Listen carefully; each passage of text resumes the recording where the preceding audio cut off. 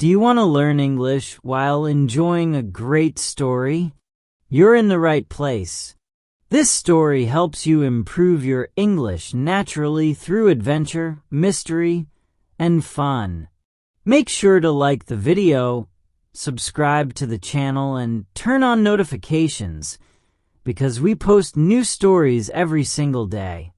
It had been many years since Leo thought about the house at the end of the field. Back then, he was just a kid, small, curious, and always full of questions. His family had moved to a quiet village where the skies were big, the fields were endless, and the nights were silent. At the edge of that village, across a wide stretch of dry grass, stood an old wooden house.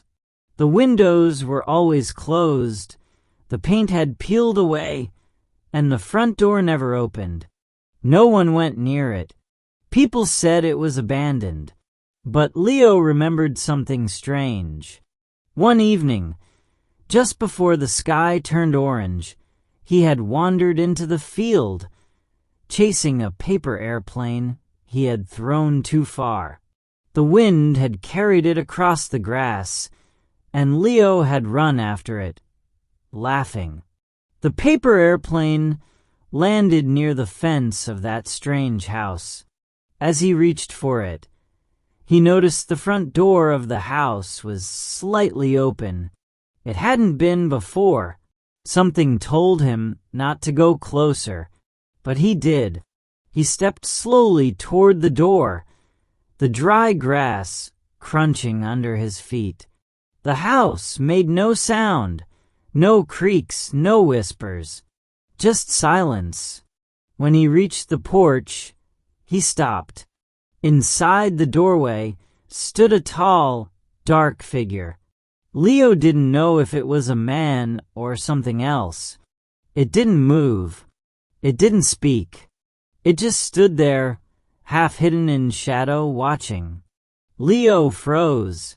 After a few seconds, he turned and ran. He never told anyone.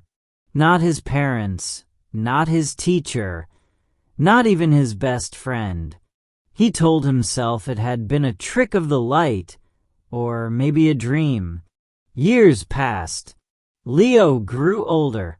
His family moved again. The village, the field, and the old house became memories. Until today. Leo was now 25. He had returned to the area for a work project and decided to take a short drive through his old village. It was still quiet, still peaceful. He parked his car and walked across the same field he had once played in. The grass was taller now, but the path felt familiar. At the end of the field, he saw the house. It was still there, but it looked newer. The paint wasn't peeling. The windows were clean. A fresh path led to the door. It didn't look abandoned at all. Leo felt a cold wave pass through him. He walked closer, just like he had years ago. When he reached the porch, he saw the door was open again. Just a crack. He stood there, staring. Inside, it was quiet. Then, without warning, he saw the same figure. Still tall, still dark, still watching. But this time, the figure moved forward just one step. Leo didn't run.